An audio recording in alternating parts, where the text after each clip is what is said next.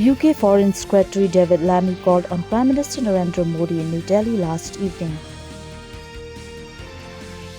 External Affairs Minister Dr. S. Jaishankar said that the India-UK bilateral relationship is very important and has enormous possibilities. Union Minister for Road Transport and Highways Nitin Gadkari today informed that 5 expressways and 22 access-controlled highways having a total length of 9,860 kilometers have been taken up by NHAI as greenfield corridors.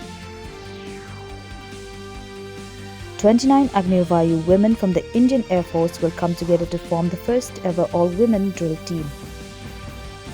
US President Joe Biden has termed his decisions to step aside from the 2024 presidential race as a matter of saving democracy.